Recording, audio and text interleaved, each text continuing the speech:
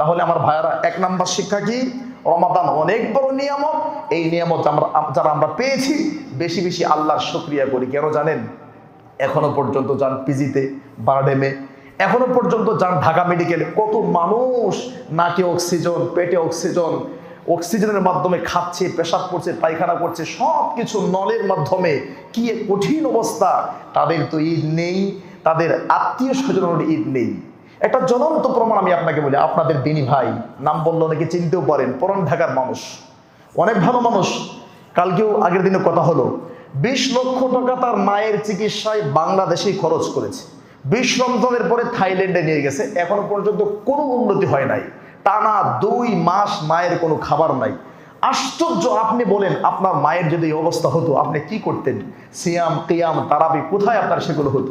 তাহলে আল্লাহ কত বড় নিয়ামত রমজান আপনাকে দিয়েছেন, তার শুকরিয়া আপনি করেন আলহামদুলিল্লাহ।